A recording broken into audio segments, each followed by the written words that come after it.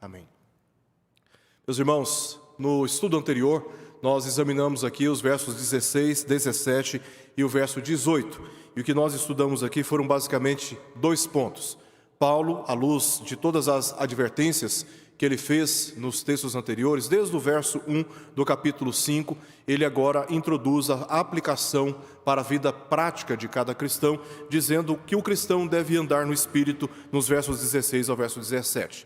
Esta é a resposta aos abusos que o apóstolo Paulo apresenta no verso 15, no verso anterior, que é andar no Espírito, ou seja, sob a influência confrontadora e também transformadora do Espírito que é Santíssimo, a qual é exercida pelo Evangelho. Essa influência do Espírito Santo se dá pela palavra de Deus, nunca fora da palavra de Deus. Andar, portanto, significa aqui buscar a orientação e viver em conformidade com o Evangelho, segundo aquilo que nós já estudamos. O segundo ponto de Paulo aqui, no verso 18, é que além de andarmos no Espírito, ou seja, debaixo da influência dele, sob a influência dele, nós também, como cristãos professos em Jesus Cristo, devemos buscar a condução do Espírito, porque ele tem justamente essa função de guiar os crentes, é o que nós vimos no verso 18. Ele age não apenas como caminho, andar no, mas também como guia. Somente nele o crente pode viver de modo coerente com o Evangelho, não com as opiniões dos homens ou das pressões da cultura. Ele não é chamado, o crente, à liberdade para amar por si mesmo. O crente não é capaz de amar por si mesmo, mas somente pelo Espírito. É o Espírito quem dá condições, quem habilita o crente a amar. Não é chamado a seguir a própria vontade, mas a do Espírito, segundo a revelação do Evangelho, conforme nós vimos aqui. Bem, para iniciar o nosso estudo de hoje, uma breve introdução. Como já vimos, Paulo está fazendo uma aplicação da doutrina da justificação pela fé, e esta última parte da epístola, capítulo 5 ao capítulo 6, ele faz uma aplicação, né? E nesta aplicação ele já começa fazendo as advertências que eu mencionei, desde o verso 1 até o verso 15 do capítulo 5, depois ele faz um direcionamento dessa aplicação de um modo mais particular para a vida de cada cristão, depois para a vida da igreja, da coletividade da igreja, versos 1 a 5 do capítulo 6, e termina com algumas exortações finais, versos 6 ao verso 18. Em nosso último estudo, como nós já vimos aqui, Paulo vai dizer que o crente deve andar no Espírito, versos 16 a 17, ele deve ser guiado pelo Espírito, buscar essa condução, essa orientação do Espírito através do Evangelho de Cristo, e hoje veremos aqui a instrução que ele dá quanto ao discernimento desta direção do Espírito, versos 19 até ao verso 26. E veremos 3 pontos aqui neste estudo. Primeiramente, as obras da carne. Como eu sei que estou andando guiado pela direção do Espírito, que eu estou sendo conduzido pelo Espírito, discernindo as obras da carne, a respeito das quais eu devo fugir delas, abandoná-las. Assim, portanto, o crente tem o discernimento se ele está no caminho certo ou ele não está no caminho certo. A segunda parte aqui, versos 22 a 24, Paulo mostra a evidência da presença do Espírito, porque onde as trevas não permanecem, a luz brilha. Os dois não podem conviver juntos. À medida que as trevas são afastadas da nossa vida, a luz do Espírito, da glória de Deus em Cristo, em nós, brilha forte. Então, à medida que nós discernimos as obras da carne, fugimos dela, nós nos enchemos cada vez mais do Espírito. E a evidência da presença do Espírito em nós é o que Paulo vai demonstrar nos versos 22 ao verso 24. E ele termina fazendo 2 exortações aqui, nos versos 25 até ao verso 26. No verso 13, se você puder conferir, Paulo diz: porque vós, irmãos, fostes chamados à liberdade. O cristão foi chamado à liberdade. Paulo está esclarecendo aqui que aqueles que foram chamados à liberdade pela justificação da fé em Jesus Cristo estão livres do poder escravizador do pecado. O crente, ele não é obrigado mais a andar debaixo do poder do pecado. Ele está livre para viver a sua vida na presença de Deus, e vida esta santificada pelo poder do Espírito Santo, que nele habita. E é assim, então, que o crente resiste os desejos de permanecer no pecado. Nós somos chamados à liberdade, estamos livres em Cristo Jesus para vivermos, como já disse, segundo a ordem do Espírito. O argumento central tem o sentido de que a nossa posição em Cristo determina a nossa caminhada em Cristo. Por essa razão, assim como começamos no Espírito, se referindo à salvação, Paulo diz isso no capítulo 3, verso 3, devemos terminar no Espírito, ou seja, andando em santificação do Espírito, conforme lemos lá no texto que eu já mencionei. Então, Paulo, ao aplicar essas verdades aqui, ele está chamando o crente à responsabilidade pessoal. E ele considerou que, mesmo tendo sido justificados da culpa do pecado, o crente convive com um conflito espiritual entre dois interesses. Essa é a realidade de todo cristão. Ele quer viver segundo o Evangelho, em razão do Espírito que habita nele. E ao mesmo tempo, o crente vive essa tensão interna de querer satisfazer desejos pecaminosos em razão da sua natureza corrompida, a qual resiste à verdade do Evangelho, resiste à exortação bíblica e também à santificação moral. Nós temos prazeres no pecado, nós temos interesse na rebeldia contra Deus, porque isso tem tudo a ver com a nossa natureza ainda corrompida pelo pecado. Estamos num processo de santificação. Esta obra ainda não terminou. Nós estamos em obras. Nós não chegamos ainda na estatura do varão perfeito, algo que ocorrerá somente na bendita vinda do Filho de Deus. Até lá, estamos no caminho, sendo purificados, santificados, reparados, consertados pelo Espírito. É por isso que, pela influência do Evangelho, nós alimentamos o desejo de fazer o bem, mas ainda nos pegamos fazendo o que é mal. Este é o conflito de natureza espiritual que todo cristão vive. E aí, Paulo denomina esta natureza corrompida aqui, no texto que nós lemos, de carne. Ele usou este substantivo para se referir às limitações da sabedoria humana, no capítulo 1, verso 16, ao estilo de vida terreno, capítulo 2, verso 20, Paulo diz, este viver que agora vivo, aí ele vai dizer sobre a obra de Deus. Então, a vida terrena do apóstolo Paulo, suas interações com o mundo político, econômico, social, cultural, ele vivia sob a influência da obra de Cristo Jesus. Ou seja, ele usa a palavra carne naquela passagem, no capítulo 2, verso 20, com essa referência ao estilo de vida terreno. Também ele usa na epístola aos Gálatas a palavra carne para se referir às tradições ineficazes para alcançar algum mérito à salvação. Então, o crente pela carne, segundo o apóstolo Paulo, ele tenta, através de um esforço humano, de uma disciplina religiosa, ele tenta alcançar algum mérito da salvação, algum favor divino. Paulo chama isso de carnalidade.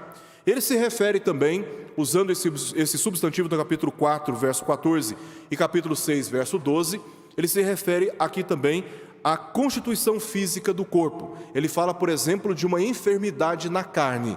Aqui Paulo está usando no sentido literal mesmo do seu corpo, como ele foi ferido na cidade de Listra, e por causa dessa enfermidade ele permaneceu por mais tempo dentro daquilo que tinha sido planejado, na região sul da Galácia, oportunidade essa em que ele pregou o Evangelho àquelas igrejas. Mas também ele usa no capítulo 4, verso 23 e verso 29, carne para se referir à concepção natural de seres humanos. É o caso, por exemplo, que ele cita, de Ismael. Ismael nasceu, segundo ele, segundo a carne, enquanto Isaque nasceu segundo o Espírito. O que Paulo está aqui dizendo é que Ismael nasceu de acordo com uma concepção natural, óbvia, esperada, de uma mulher. No caso de Isaque, a sua mãe, Sara, estava estéril e ela estava avançada em dias. Isaque nasceu segundo o Espírito, no sentido de que Deus prometeu, e porque Deus prometeu, ele interviu na condição humana, física, natural de Sara, e alterou essa condição, alterou o seu contexto, e ela concebeu segundo a promessa que Deus havia feito. Então Paulo usa carne no capítulo 4, verso 23 e verso 29, no sentido de se referir à concepção natural de seres humanos. Mas as 6 referências que ele faz à palavra carne, ao substantivo carne aqui no capítulo 5, ele faz com o significado de se referir a tendências, inclinações, paixões ou desejos pecaminosos. Então toda palavra carne que nós temos no capítulo 5 diz respeito a essa natureza corrompida do ser humano. Então aí nós temos as passagens, capítulo 5, verso 13, versos 16 a 17 e 19 também no verso 24, onde nós encontramos 6 referências deste substantivo carne. Em Romanos 6, Paulo nos diz que o velho homem, se referindo a essa natureza humana pecaminosa, foi crucificado e que podemos resistir este velho homem pela consideração à verdade de que pela fé em Cristo morremos para o pecado e agora vivemos para Deus. A nossa fé em Cristo nos posiciona contra nós mesmos. O nosso temor a Cristo, o nosso amor a Cristo nos posiciona contra os nossos desejos pecaminosos. E por que nós agimos agora em oposição à nossa carne e não a oposição ao Espírito, como outrora? Porque a nossa fé em Cristo nos conduz exatamente a este posicionamento. Nós aprendemos pela influência do Espírito a resistir os nossos impulsos pecaminosos a fim de glorificarmos a Deus na nossa carne, com o nosso corpo, na nossa vida terrena e em tudo aquilo que representa a nossa vida neste mundo. Em Gálatas 5, Paulo explica o conflito sobre ou entre as influências do Espírito contra a velha natureza pecaminosa ainda no crente.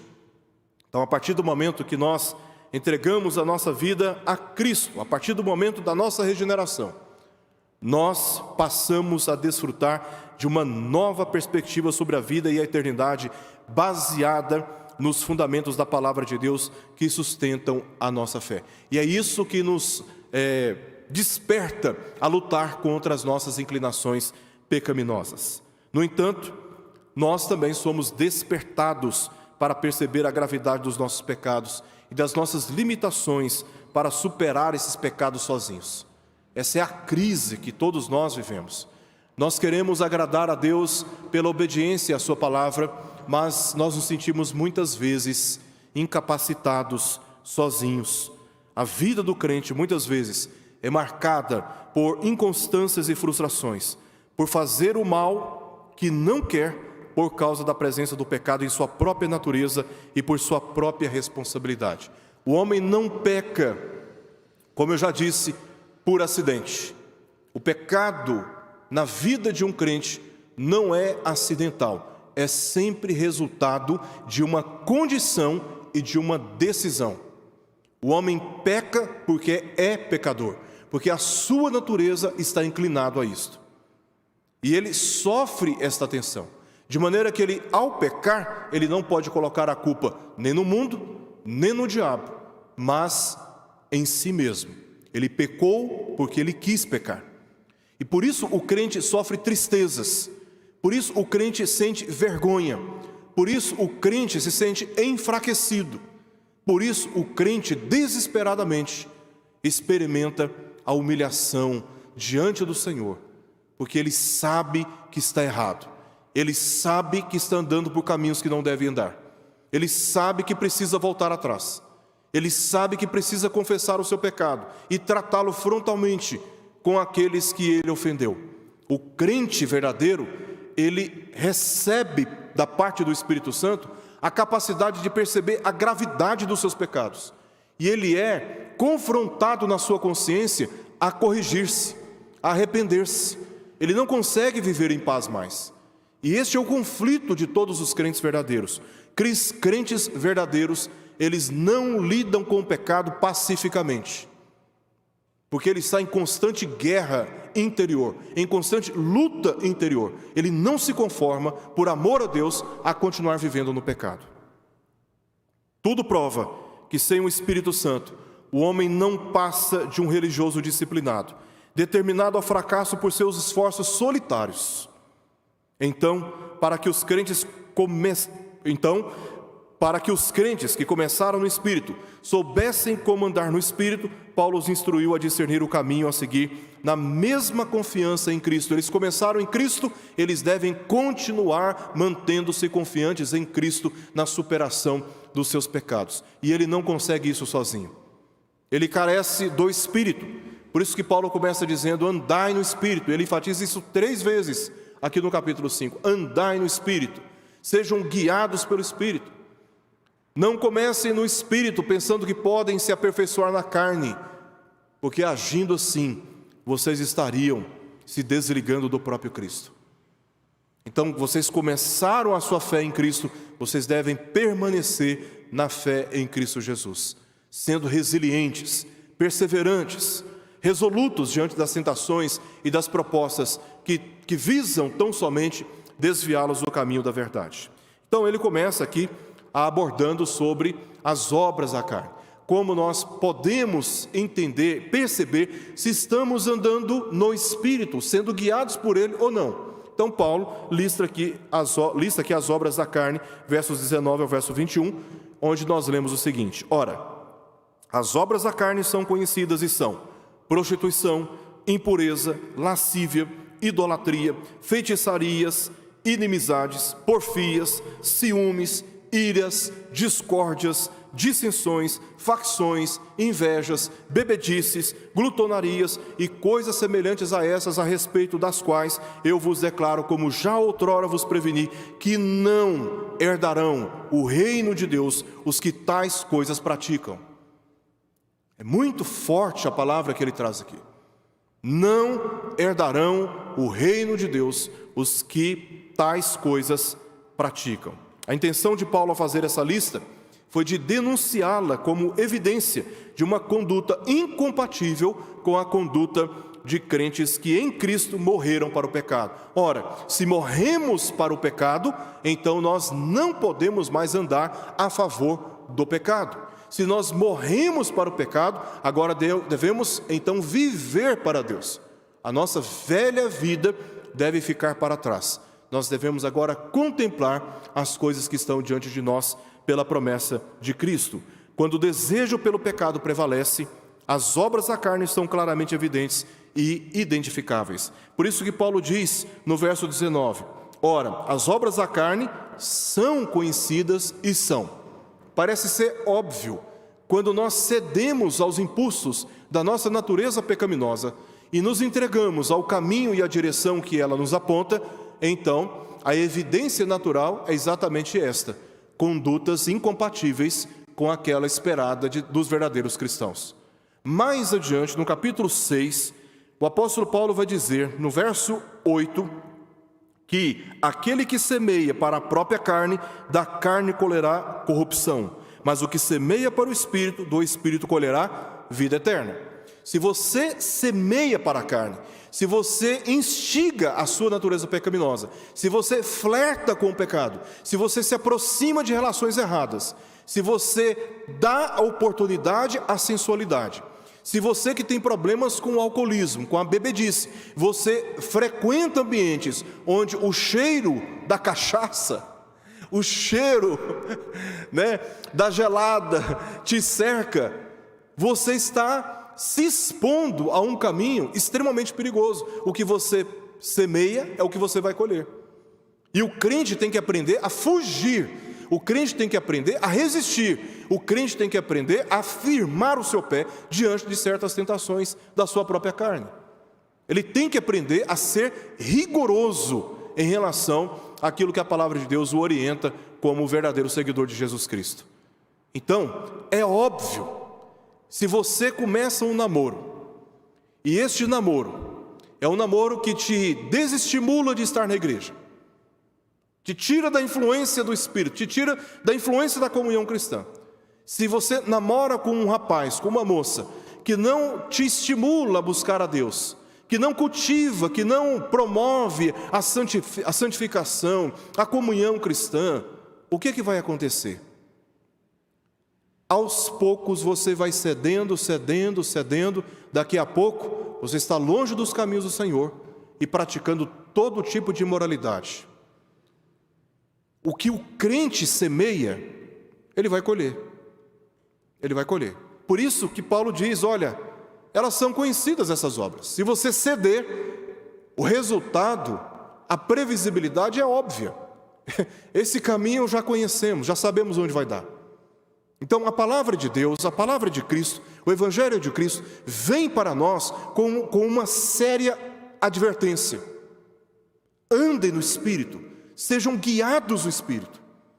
Se eu e você subestimarmos a advertência do Espírito, nós acabaremos, no final, vivendo uma vida vergonhosa do ponto de vista da honra que um dia prometemos oferecer ao Senhor Jesus. Então, as obras da carne são conhecidas e são, primeiramente, relacionadas à perversão sexual. E aqui ele cita algumas delas. Prostituição. Essa palavra diz respeito ao adultério, que é o sexo praticado por pessoas casadas fora do casamento. Então, você dá ocasião à carne, você dá oportunidade à carne. Esse é um tipo de pecado que na Bíblia nós não encontramos nenhuma orientação para resistir. A orientação que a Escritura dá é de fugir. Porque se nós tentarmos lutar, medir força, nós vamos perder essa batalha. Porque o prazer da nossa carne pelas relações sexuais ilícitas é tão forte que nós não vale a pena correr o risco. Mas se você brinca com isso, se você se aproxima dessas oportunidades, se você não corta o mal pela raiz, alguém vem te elogiando, tocando em você, com sensualidade, se você não corta ali, se você dá espaço, se você ficar respondendo esse tipo de conduta, você vai acabar colhendo aquilo que você está semeando. Uma das obras da carne que Paulo cita, a primeira, é justamente a prostituição. O sexo praticado por pessoas casadas fora do casamento. Mas a palavra que Paulo usa aqui, porneia, é uma palavra grega que no Novo Testamento, ela também é aplicada à fornicação, que é o sexo praticado entre pessoas solteiras. O sexo fora do casamento é uma maldição. Dentro do casamento é uma bênção. Ele é santificado. Então, o sexo fora do casamento, Paulo usa a palavra porneia, que é traduzida no Novo Testamento, como no caso de 1 Coríntios capítulo 6, como impureza, e no capítulo 7 também. A palavra que aparece ali é impureza. Essa palavra diz respeito ao sexo cometido fora do casamento. É por isso que Paulo começa o capítulo 7 dizendo, olha, para fugir da impureza, cada um tenha a sua própria mulher, seu próprio marido. Porque no casamento, o sexo ele é redimido do pecado. Fora do casamento, fora do comprometimento matrimonial, publicamente declarado e firmado diante das leis do país, o casamento, a relação de um homem, a relação sexual de um homem com uma mulher, configura-se em um pecado de fornicação. E Paulo expõe aqui essa prática como sendo pecaminosa, obra da carne, ou evidência, ou resultado, ou fruto daquilo que você semeou a carne, que você semeou no pecado, e que desagrada a Deus. Depois ele vem usando uma palavra, a palavra impureza, que traduz aqui uma outra palavra que está traduzida como impureza, que são todas as impurezas sexuais contra o próprio corpo. E aqui você tem todo tipo de sensualidade, de masturbação, você tem aqui dentro desta perversão sexual, você tem todo tipo de pecados que você pode cometer contra o seu próprio corpo. Outra palavra que ele usa é a lascívia. A lascívia são as relações sexuais ilícitas e irrestritas, desenfreadas. É a prática de pessoas que saem tendo relações com muitas pessoas, inclusive com o sexo oposto. Essa é a lascívia, é o sexo irrestrito, desenfreado, o homem e a mulher guiados por uma ambição sexual, independente com quem, independente da quantidade de vezes, independente da condição dessa pessoa, não importa, apenas satisfazer os impulsos e os desejos sexuais. Depois Paulo apresenta uma outra categoria. Primeiramente, uma categoria de pecados relacionada com a perversão sexual. Depois, relacionados com a religiosidade. Aqui ele cita primeiramente a idolatria. A idolatria é a adoração, ou, que tem o mesmo sentido, a veneração a ídolos ou a santos beatificados. Então, tudo que você adora, faz orações, faz promessas, que você trata como centro norteador da sua vida e para a construção dos seus valores, tudo que você se apega mais e ama mais do que a Deus, configura-se em idolatria. Extremamente combatida em toda a revelação das Escrituras no meio do povo de Israel, no meio do povo de Deus. A idolatria é um pecado não apenas dos pagãos, mas a idolatria também é um pecado cometido, praticado entre cristãos, que às vezes não veneram ídolos, não veneram santos beatificados, não buscam adorar tais coisas, nem mesmo a natureza, mas se apega a certas pessoas, a certas ambições, a certos objetos, bens, o dinheiro, se apega à necessidade de elevar a sua reputação social como sendo um fim para a sua própria vida e torna isso uma paixão tão grande, que Deus se torna apenas um coadjuvante na história da sua vida e da minha vida. Paulo condena a idolatria como sendo um pecado cometido também pela nossa condição pecaminosa. Ele cita também a feitiçaria, que é o misticismo, a astrologia, a invocação de espíritos, a manipulação de objetos em busca de manipular também poderes sobrenaturais, feitiçarias, muito comum dentro da cultura grega e que tinha entrado dentro da igreja por tradição familiar, e alguns estavam tratando feitiçarias como algo não tão grave, não tão sério, e Paulo está aqui denunciando nesta lista de pecados a feitiçaria como sendo uma evidência de uma condição humana pecaminosa que não agrada a Deus, obviamente. A terceira categoria é a categoria da animosidade pessoal, e aqui ele lista primeiramente as inimizades, que são as hostilidades e maldades contra os outros. A inimizade, ela não é apenas uma posição de oposição ideológica, filosófica, ou uma relação em que você decidiu não conviver mais com ela, mas é a maldade praticada deliberadamente nas relações humanas. Isso é inimizade. Paulo cita também as porfias, que são as contendas, as disputas, as insistências em polêmicas. Por exemplo, surge uma polêmica. Nessa polêmica há uma contenda, há uma discussão. A porfia é o pecado praticado por aquele que insiste na polêmica, ele não recua. Tem pessoas que são tão pacificadoras que assim que surge uma polêmica, ao expor o seu pensamento, e um outro não concorda, não aceita, ele simplesmente se cala. Sabe aquela postura assim, você não vai me convencer e eu não convencerei você, então essa discussão para mim ela não tem fim, não vale a pena perder a amizade, perder o respeito por você. E a pessoa recua. Mas aquele que pratica o pecado da porfia, ele não recua. Ele insiste na polêmica. Você está dizendo, não, tudo bem, eu não quero discutir com você. Terminou o assunto, não, mas você. Pecado.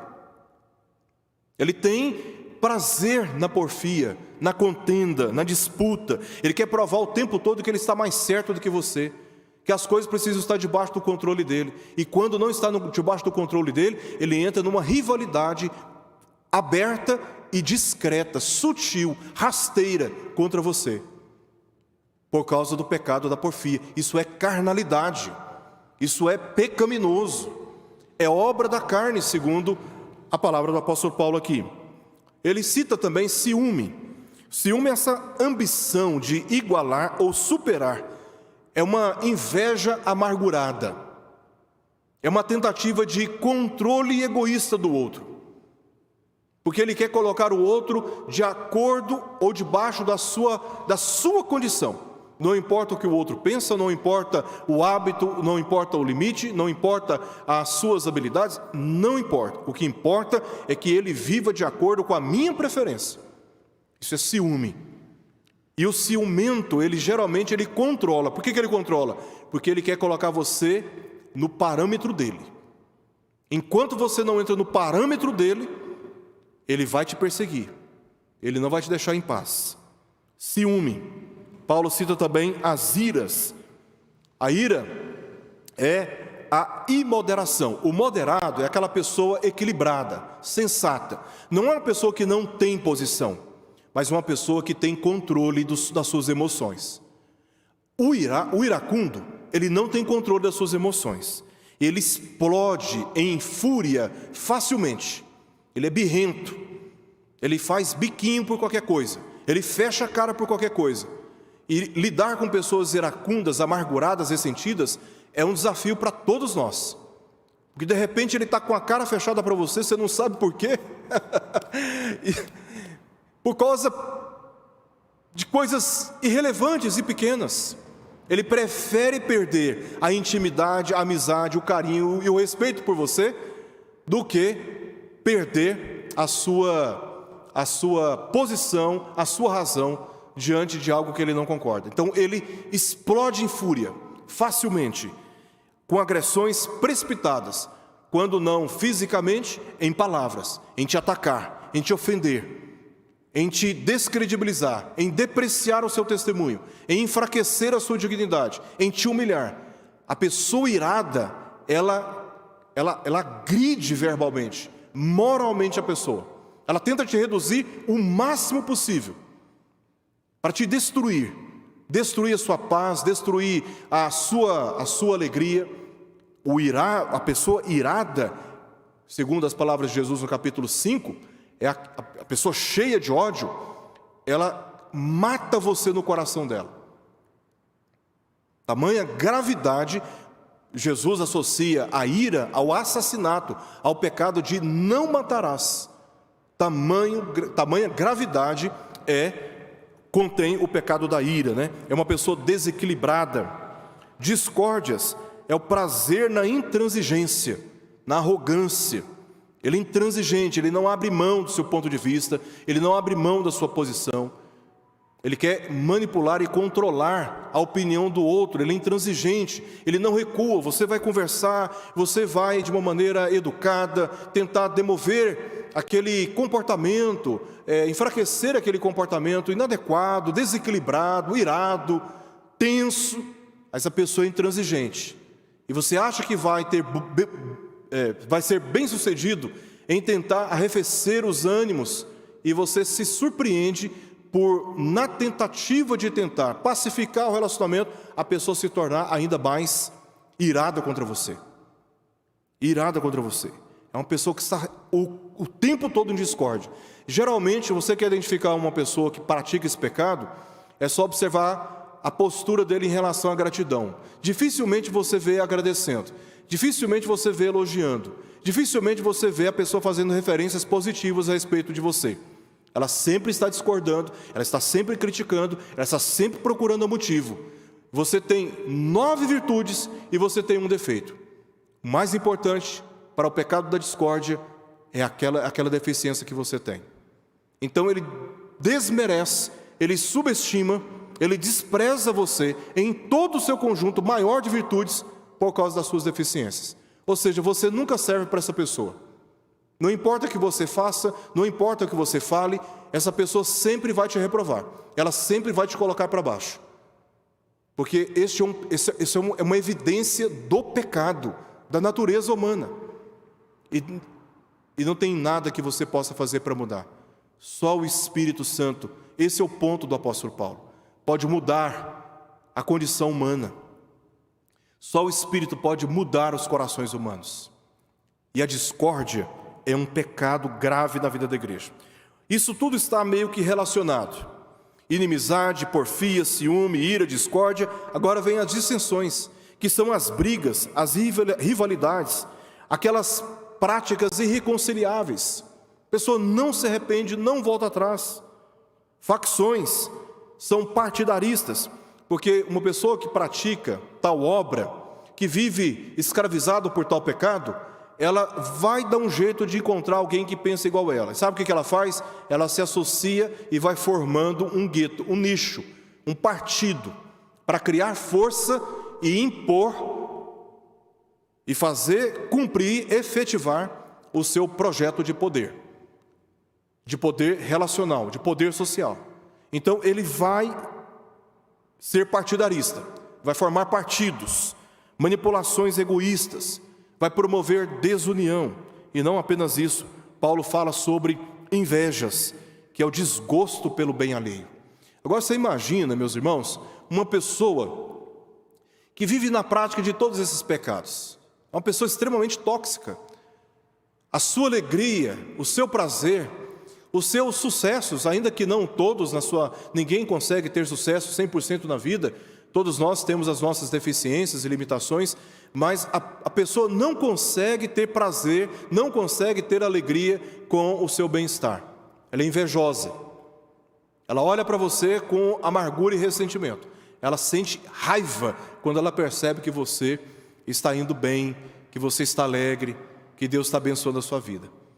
A gente olha essa lista de pecados aqui, dá até uma melancolia de ficar falando sobre eles. É tão triste, é tão pesado, é tão feio esse tipo de comportamento, e o pior, dentro da igreja.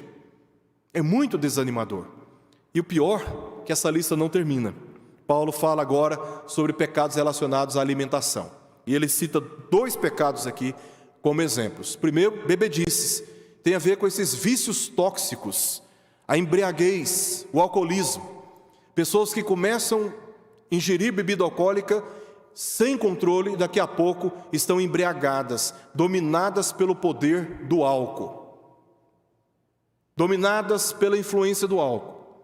Não é à toa que Paulo diz lá em Efésios: não vos embriagueis com vinho, no qual há dissolução, mas enchei-vos do Espírito. Ao invés de serem controlados pela influência dos vícios, busquem ser controlados pela influência do Espírito. Porque o álcool tira a sensatez, tira a lucidez, tira a sobriedade, te torna fraco, vulnerável, promove o mau testemunho. A embriaguez consome o seu controle financeiro.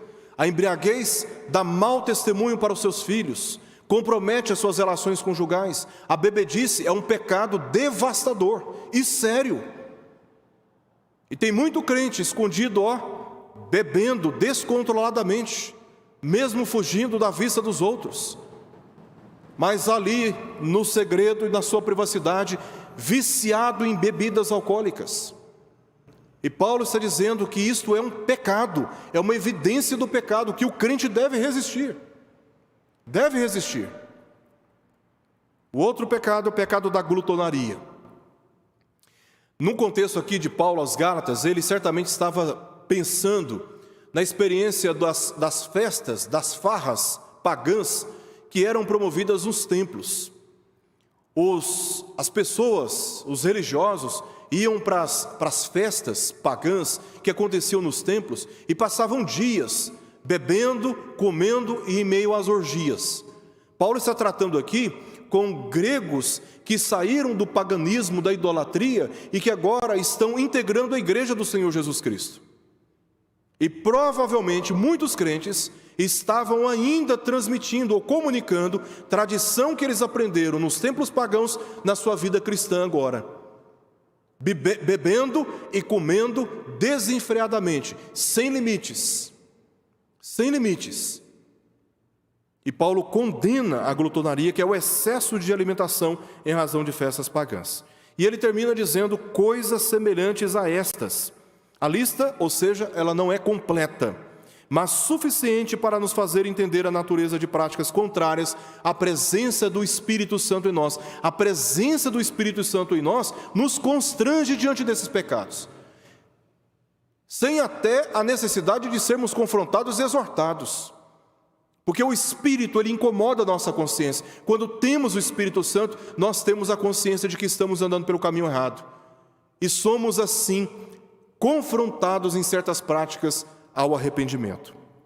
Os cristãos podem praticar algum ou qualquer um, ou todos os 15 pecados especificamente mencionados aqui, mas não persistem na prática desses pecados. Os que vivem na sua prática, por seus frutos, evidenciam que não creem em Cristo e não receberam o Espírito que milita contra a carne, conforme Paulo diz no verso 17. Permanecendo assim, sob o jugo da lei, como filhos da escrava. Capítulo 4, verso 31. Estes, portanto, conforme Paulo diz aqui no nosso texto, ainda não herdaram o reino de Deus. Ainda não herdaram o reino de Deus. Aqueles que não pertencem a Deus, eles nem herdarão, porque não se arrependerão. Mas aqueles que hão de crer no Senhor Jesus, eles ainda não herdaram. Porque se crer no Senhor Jesus, ainda que pratique um ou todos esses pecados, o crente vai buscar o arrependimento, vai buscar o conserto, ele vai se humilhar diante dos seus irmãos contra quem pecou, e ele vai buscar reparar a sua conduta, porque ele ama o Senhor, e ele não quer envergonhar o nome do Senhor que ele carrega mediante a profissão de fé. E aí Paulo vai agora para o fruto do Espírito. Então, olhando para esses pecados, nós temos a capacidade dada pelo Espírito Santo, mediante o Evangelho de Cristo, de como nos desviar do caminho e seguir o caminho do Espírito. Caminho este que ele expõe aqui nos versos 22 ao verso 24. Mas o fruto do Espírito é amor, alegria, paz, longanimidade, benignidade, bondade, fidelidade, mansidão, domínio próprio. E ele diz, contra estas coisas não há lei. E os que são de Cristo Jesus crucificaram. Veja, o verbo está no passado.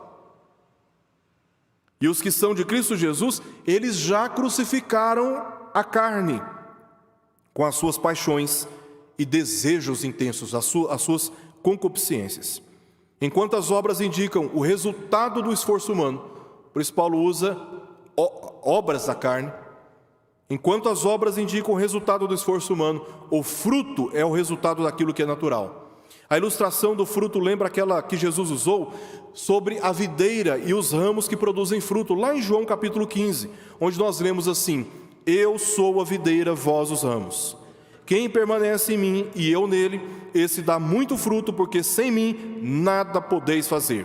Se alguém não permanecer em mim, será lançado fora à semelhança do ramo e secará. E o apanham, lançam no fogo e o queimam, disse Jesus. Percebam, meus irmãos, como Jesus dá ênfase aqui na pessoa dele, não no ramo. Tudo tem a ver com Jesus, tudo tem a ver com a pessoa dele. Os ramos produzem frutos, mas isto só é possível por causa do Senhor, não do ramo, porque ele diz, sem mim nada podeis fazer. Então, se o ramo está produzindo fruto, não é por causa do ramo, é por causa do Senhor Jesus. A verdade revelada neste texto é que o fruto é o resultado de uma união viva com Cristo. Esta é a insistência de Paulo na Epístola aos Gálatas. Vocês creram em Jesus, agora andem nele, permaneçam firmes nesta fé. Uma máquina pode produzir obras, mas não produzir frutos. Até mesmo na observância da lei, o homem é capaz de produzir obras, mas Deus as chama de obras mortas em Hebreus capítulo 6, verso 1. Orientado pela lei, tudo o que o homem pode fazer são obras mortas. Por que elas são mortas? Porque elas não podem justificar o homem dos seus pecados.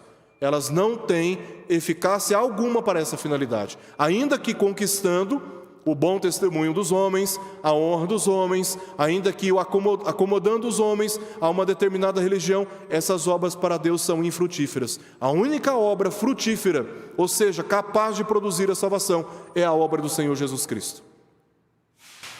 O ponto de Paulo é que o caráter cristão é resultado do Espírito Santo que habita nele. Trata-se de uma transformação de dentro para fora, ao contrário daquilo que estavam propondo, e ainda hoje falsos pregadores estão propondo em nossos dias, uma transformação interna e eterna a partir de ações e disciplinas externas. Este é o falso evangelho. Façam isto ou aquilo para obterem o favor de Deus. Façam isto ou aquilo para manter-se salvo na presença de Deus. Façam isto ou aquilo para serem aceitáveis e salvos na presença de Deus. Este é o falso evangelho. O verdadeiro evangelho vai dizer que Deus, por seu grande amor, enviou Jesus Cristo para morrer em nosso pecado quando estávamos mortos, incapacitados pela nossa condição espiritual de oferecermos qualquer coisa em troca. E Ele bondosamente nos ofertou a salvação mediante a justificação dos nossos pecados.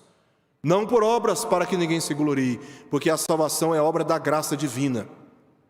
E até cremos em Cristo Jesus porque o Espírito nos regenerou, porque o Espírito nos deu fé, porque o Espírito nos guiou ao verdadeiro arrependimento. É obra de Deus na vida do homem. Não é por obras, para que no final ninguém diga: eu cheguei até aqui pelo mérito da minha disciplina religiosa, pelo mérito das minhas doações, pelo mérito dos meus sacrifícios. Não, a salvação é obra exclusiva da glória do Pai, do Filho e do Espírito Santo, de ninguém mais. A evidência do Espírito na vida do cristão, em oposição às obras da carne, o conduz a perseverar nas virtudes que o identifica com Cristo. E aqui Paulo faz duas listas para nós, duas categorias de virtudes. A primeira relacionada com os outros, e ele cita primeiramente o amor, em oposição à prostituição. Paulo cita agora como fruto do Espírito o amor, que é o cuidado fraterno, o respeito e proteção dos outros. Depois a alegria, que é a satisfação com o bem do outro. Isto Paulo está citando em relação ao contato e ao relacionamento que nós temos com o nosso irmão. Então, eu sou capaz de me alegrar, ao invés de sentir inveja do meu irmão, de eu me irar contra o meu irmão, de eu discordar com o meu irmão, de eu entrar em disputa e rivalidade com o meu irmão, eu vou me alegrar com ele, porque Deus está abençoando a vida dele. Ainda que a minha vida esteja ficando para trás, eu me alegro por saber e ver o meu irmão bem. Isso é uma capacidade dada pelo Espírito, porque nós, na nossa natureza pecaminosa, somos egoístas. Nós pensamos só em nós mesmos. Mas o Espírito Santo nos coloca em oposição a essa natureza. E somos disciplinados pelo Espírito, educados pelo Espírito, mediante o Evangelho de Cristo, a amar e nos alegrar com o nosso irmão, mesmo que tudo na nossa vida esteja indo de mal a pior. Isso é obra do Espírito. Paz. Eu não entro em disputa, em rivalidade mais com os meus irmãos. Eu, na verdade, busco a harmonia, a conciliação, a unidade com eles. Eu vivo em paz com os meus irmãos.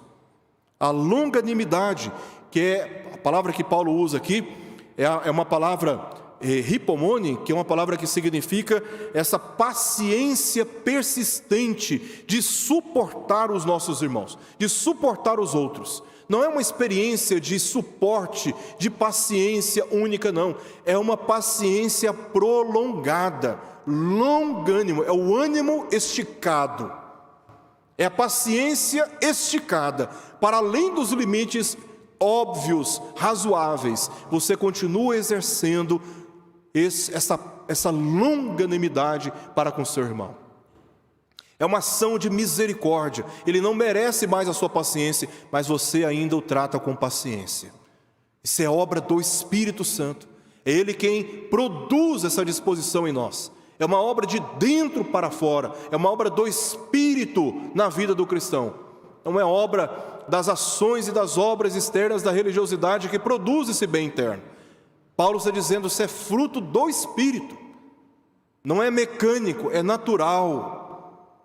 É obra do Espírito. Outra virtude é da benignidade. Benignidade é uma virtude da integridade, da honestidade no trato com os outros. Bondade, que é o impulso por fazer o bem e acudir os outros. Veja como o testemunho aqui, todo esse testemunho, ele se relaciona com o testemunho de Cristo. Primeiro em relação aos outros, agora em relação a nós mesmos.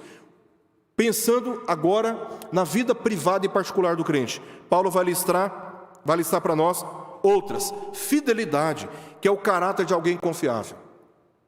Você se faz uma pessoa confiável por causa justamente do seu testemunho, produzido pela ação do Espírito Santo. Você é uma pessoa fiel. Você é uma pessoa cujo caráter vale a pena confiar. Fidelidade é constante constância de sentimento. Uma pessoa que te trata de uma maneira aqui, mas em outro ambiente ele te trata de outra maneira, ele não foi constante, ele se tornou repreensível, ele não é confiável. Agora, a pessoa que te trata de uma maneira aqui, cortês, mas na frente de um outro grupo, no meio de um outro grupo social, ele te trata da mesma maneira, você sente confiança nessa pessoa. Gente que tem estratégia demais, você nunca sabe quais são as intenções dela com você. As pessoas transparentes, pessoas sinceras, pessoas honestas no trato, são pessoas que se fazem confiáveis. E isso não é obra da nossa disposição natural, é obra do Espírito Santo em nós. Porque uma pessoa confiável é uma pessoa previsível. Uma pessoa imprevisível não é a pessoa que você consegue confiar. Por isso você nunca vai ter intimidade com essa pessoa. Você ainda vai tratá-la de uma maneira cortês, mas você não vai conseguir confiar nessa pessoa, a ponto de entregar a sua vida e os seus segredos a ela. E a fidelidade é uma obra do Espírito. Mansidão é a capacidade de ser pacificador, cortês, gentil, fraterno, bem-educado, humilde no trato. Você chega perto do indivíduo que é manso, você se sente grande perto dele. O arrogante, quando você chega perto dele, você se sente pequeno perto dele. Mas quando você chega perto de uma pessoa mansa, você se sente muito pequeno, muito humilhado. Porque essa é uma virtude que você encontra em Jesus, o Senhor dos senhores, por meio do qual todas as coisas vieram à existência. Quando se pudéssemos nos aproximar diante de Jesus, nós nos sentiríamos muito pequenos. Você imagina Jesus lá em Lucas capítulo 22, conversando com seus discípulos, dizendo: quem que é maior, quem está à mesa ou quem serve à mesa? É óbvio, quem servia à mesa eram os escravos. Quem era servido e estava sentado às mesas eram os senhores. Os discípulos disseram: o maior é aquele que está à mesa. E Jesus falou: eu sou como aquele que serve à mesa. E quem estava falando ali? O Senhor do universo. E foi Ele quem disse: vinde, todos que estáis cansados e sobrecarregados, tomai sobre vós o meu jugo e aprendei de mim, porque eu sou manso e humilde de coração. Mansidão não é sinal de fraqueza, conforme os valores do mundo, conforme os valores da carnalidade, do mundanismo, inclusive dentro da igreja. Mansidão é uma virtude do reino dos céus, é uma virtude do caráter de Cristo. Ser manso é uma força, é um poder, é sinal de grandeza, não é sinal de fraqueza, de insegurança, é sinal de virtude semelhante de Cristo. Domínio próprio. Domínio próprio são emoções disciplinadas, é o autocontrole. Ao invés de você, sendo provocado, reagir na mesma proporção, de você ser tentado e você se entregar à tentação, ele tem domínio de si, ele tem controle das suas emoções. Como diz o apóstolo Paulo lá em 1 Coríntios capítulo 9, lá no finalzinho do capítulo 9, ele diz: esmurro meu corpo e o reduzo à escravidão, para que, tendo pregado a outros, não seja eu mesmo envergonhado. A pessoa que tem o Espírito de Deus é guiado pelo Espírito de Deus a exercer controle das suas emoções, dos seus impulsos. Ele não é mais guiado pelas emoções, ele é guiado pela verdade revelada da palavra de Deus. Outra virtude, Paulo acrescenta aqui duas observações no final dessa parte. Parte B do verso 23, nós lemos Paulo dizendo o seguinte: contra essas coisas não há lei. Não há lei divina que condene a prática de qualquer uma dessas virtudes, visto que elas são as obras que glorificam a Deus pelo testemunho do caráter de Cristo. Portanto, nesse sentido, não há necessidade de lei proibitiva, nem de lei restritiva para a vida do cristão que é guiado pelo Espírito. E no verso 24 ele faz uma última observação. No verso 24 nós lemos: e os que são de Cristo Jesus crucificaram a carne com as suas paixões e concupiscências. Os cristãos pertencem a Cristo e foram crucificados com Ele, como Paulo mesmo dá testemunho de si no capítulo 2, versos 19 a 20, com as suas paixões e desejos pecaminosos. Mesmo que tendo sido crucificado pela fé em Cristo Jesus, Paulo tinha ciência, conforme lemos em Romanos capítulo 7, dessa presença do pecado na sua natureza. A diferença é que ele não vive mais como escravo do pecado. Agora ele está liberto para viver segundo o chamado do Senhor. E ele termina aqui nos versos 25 ao verso 26 com duas exortações. E essas duas exortações são as seguintes. Primeiramente, a exortação é para que ande no Espírito. É uma ênfase que ele está dando na passagem. Paulo diz: se vivemos no Espírito, andemos também no Espírito. Preste bem atenção na construção dessa frase. Se vivemos no Espírito. O que Paulo está se referindo aqui? Ele está se referindo à salvação, à obra da regeneração. Ser vivificado pelo Espírito. Como que nós vivemos no Espírito, senão quando vivificados pelo Espírito e sustentados pelo Espírito? Ele está se referindo certamente à obra da salvação. Então, uma vez que nós fomos salvos, aí ele diz: andemos também no Espírito. Se vocês foram salvos em Cristo Jesus, então andem pela fé em Cristo Jesus. Se vocês foram salvos, se vocês começaram no Espírito, então vocês não podem terminar na carne. Vocês precisam andar ainda no Espírito. Ele está se referindo aqui à santificação, ser guiado pela influência determinante do Espírito, segundo o testemunho do Evangelho. Nós somos guiados pelo Espírito à medida que nós conhecemos e nos submetemos à revelação dos conselhos de Deus nas Sagradas Escrituras. Já que no momento da nossa conversão crucificamos a nossa carne de uma vez por todas, então iniciamos uma nova vida de união com Cristo segundo o poder do Espírito Santo. Isso significa que devemos abandonar práticas pecaminosas e resolutamente viver resistindo às tentações ou desejos por elas.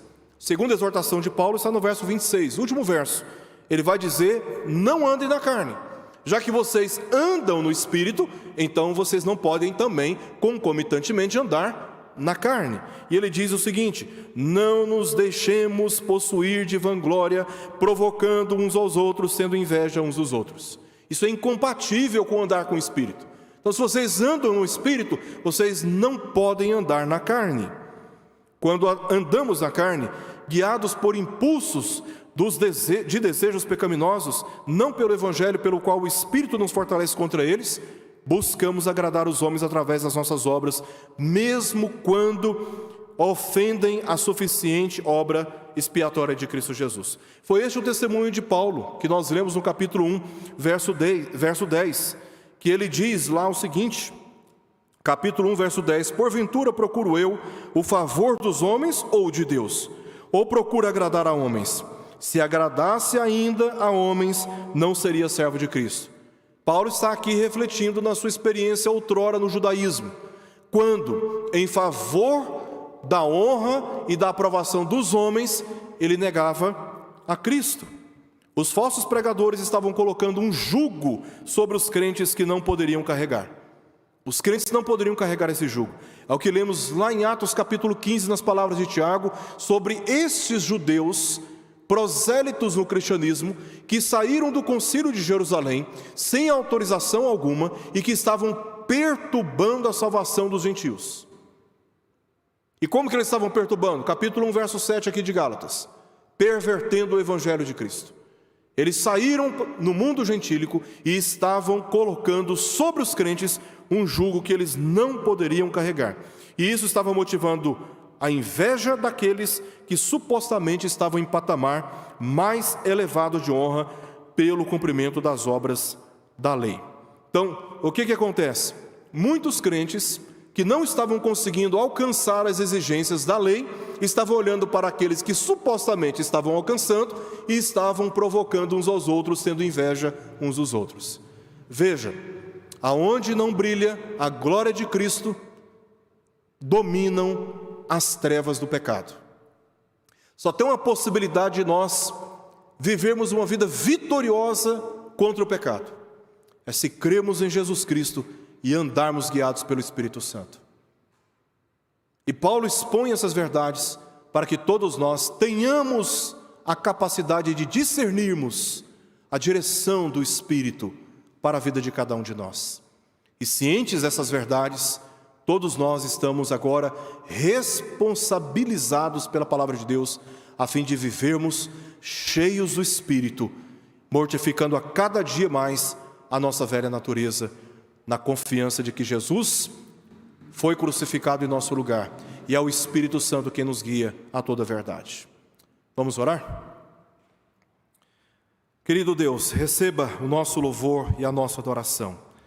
E mais uma vez te agradecemos pela tua palavra, que é santa, que é autoritativa e é suficiente para corrigir o nosso comportamento e os nossos valores, a fim de honrarmos o nome do teu Filho Jesus nas nossas relações interpessoais e diante de ti.